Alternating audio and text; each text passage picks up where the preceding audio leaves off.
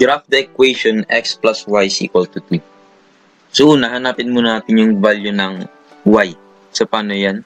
So, solve muna natin. So, x plus y is equal to 2. Para mahanap yung value ng y, yung x, ilipat natin sa kabila. So, yan ay magiging y is equal to positive x magiging negative x plus 2. So, ang value ng y ngayon ay negative x plus 2. Okay, then ano naman yung value ng x? So, mag-set muna tayo ng mga value ng x. For example, ilagay natin negative 3, negative 2, negative 1, 0, 1, 2, and 3. Okay, so substitute muna natin. Y, so y is equal to negative x plus 2. Substitute natin yung value ng x. So, that is equal to negative. Unahin natin yung negative 3. So, negative of negative 3 plus 2.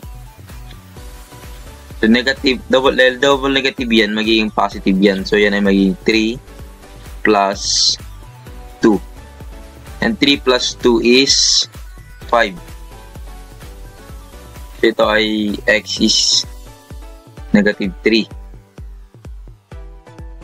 How about x is equal to negative 2?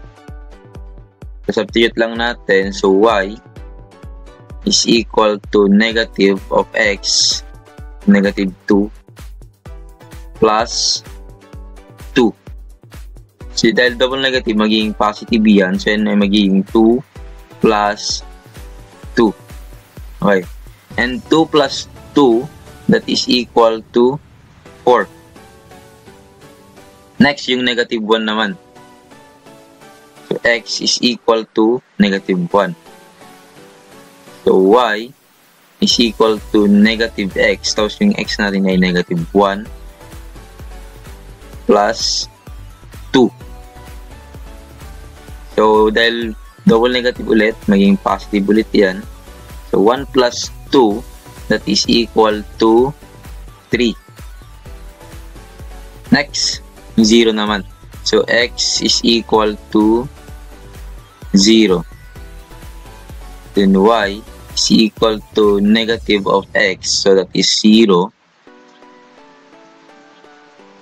plus 2. And that is equal to, dahil 0 na yun, syempre, matatanggal na yan. So, matitira na lang is yung positive 2. So, y is equal to positive 2. Next, x is equal to 1.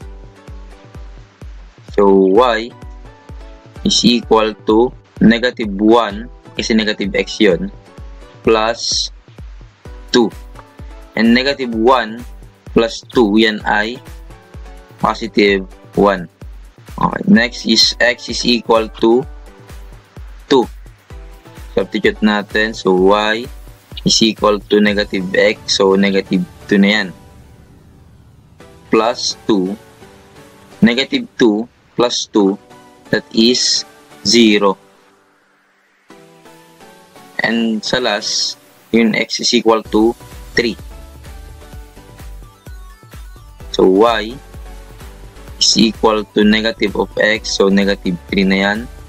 Plus 2. And negative 3 plus 2, yan ay negative 1. So, ang value ng mga y natin ay, kapag negative 3 yung x, ang y natin ay 5. Kapag negative 2 naman yung x, ang y natin ay 4. Kapag negative 1 yung x, ang y natin ay 3. Kapag 0 yung x, ang y natin ay 2. Kapag 1 yung x, ang y natin ay 1. Kapag 2 yung x, ang y natin ay 0. At kapag 3 yung x, ang y natin ay negative 1. Okay, then i-graph natin yung mga points. Okay, unahin natin yung negative 3 tapos 5. So, asan ba yung negative 3 saka 5 dyan? So, yung 3 nandito, negative 3 nandito, yung 5 nandyan. Ayan, kita nyo yung sagot. So, andun yung point niya. So, andyan yung negative 3, 5. Next, negative 2, 4. Saan din sa mga guhit na yan? Punta doon. Saan dyan yung negative 2, 4? Next, negative 1, 3. Saan dyan yan? Saan dyan yung points niya? Then, 0, 2. So, 0 dahil dito lang sa gitna yon. Then, yung y, andito lang sa y-axis. So, andyan sa 2.